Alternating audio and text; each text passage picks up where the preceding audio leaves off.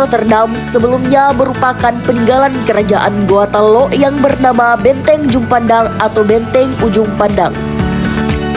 Pada awalnya benteng ini dibangun dengan material berupa tanah liat. Kemudian pada tahun 1634 ketika periode pemerintahan Sultan Alauddin, konstruksi benteng ini diganti menjadi batu padas yang bersumber dari pegunungan Kars di daerah Maros.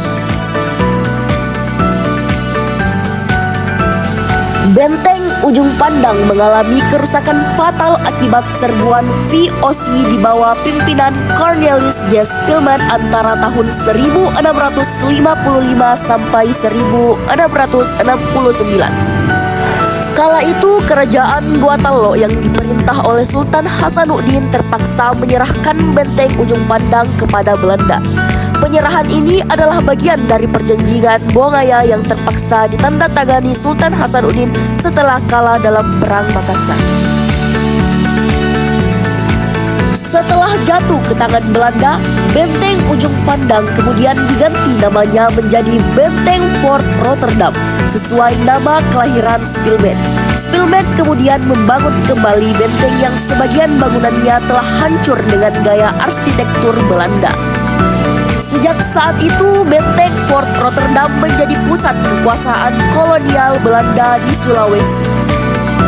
Benteng ini juga merupakan salah satu dari 15 benteng pengawal yang dibangun oleh kerajaan Goatallo untuk menangkal invasi Belanda. Benteng-benteng tersebut membentang dari utara hingga selatan dengan benteng utamanya yaitu Benteng Sumba Opu.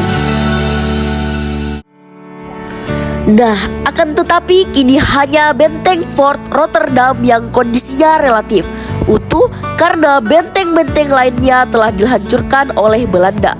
Sepanjang sejarahnya, Benteng Fort Rotterdam memiliki beragam fungsi sesuai dengan keadaan zaman.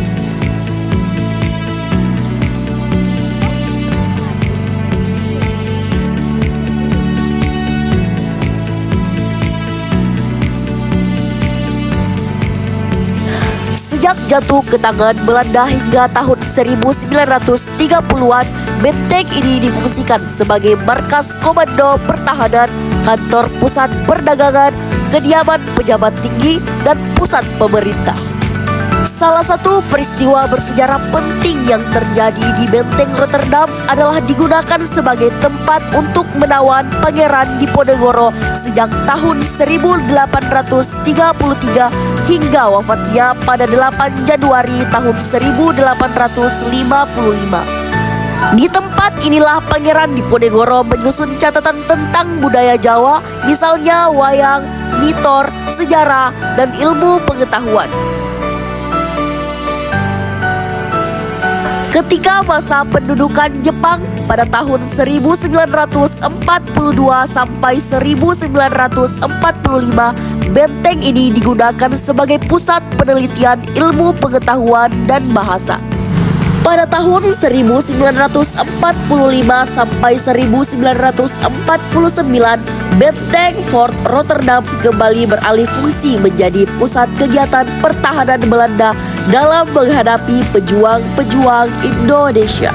Kemudian pada tahun 1970-an, benteng ini dipugar secara ekstensif dan sekarang menjadi pusat budaya, pendidikan, tempat untuk acara musik dan tari, serta tujuan wisata bersejarah.